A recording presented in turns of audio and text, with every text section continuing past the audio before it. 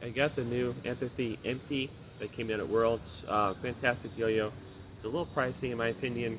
It's supposed to mimic the older, old school yo-yos from the 2000s, which really they were way ahead of their time. A bunch of hybrids that had come out, like the Hitman, a lot of Yo-Yo Jam models, Dark Magic 2, stuff like that. So this is Palm, it's stainless steel. It's got caps. It's got a super long axle, about 64.5 grams. I think it's 55 diameter. The profile reminds me of a Katana 2 by Magic Yo-Yo. So yeah, it's supposed to mimic those old school flavors, and I think I haven't seen a yo-yo like this come out that really matches the past like this. So that's really cool. It's a collaboration with Yo-Yo Recreation and Empathy. We'll see how it plays.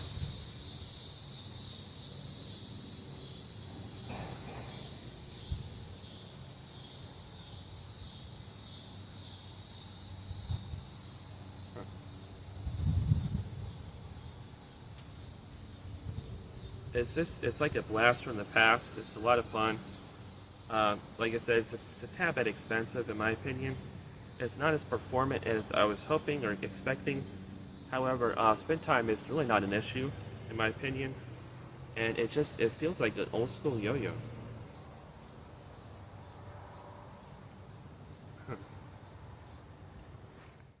So what's really crazy is that for the past 20 years, we've been trying to catch up on the technology that was already around back then. All these hybrids that have been popping up have already been, they've been a solid staple since the 2000s, So yeah, Yo-Yo Jam, companies like that were just way ahead of their time.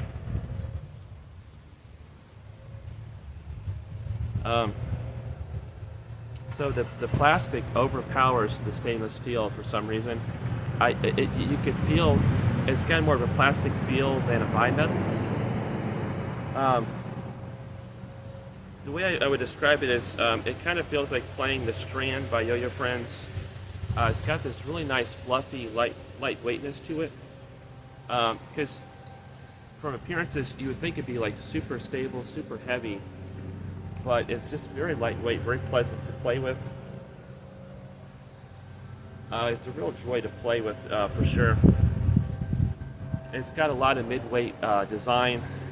When you take into consideration the longer axle, it's probably like 12 millimeters. It's really long, and you get the caps.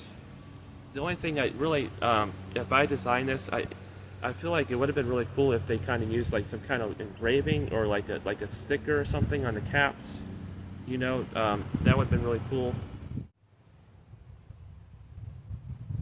Here's a closer look at the yo-yo here. This nostalgia is overwhelming. It plays like a more modern but still old Hitman or Dark Magic. The only thing, like I said, the only complaint is that the caps, it just makes it look like a prototype. I feel like they should have put a sticker or a pog or something over here, like some kind of cap over a cap, I guess. I don't know.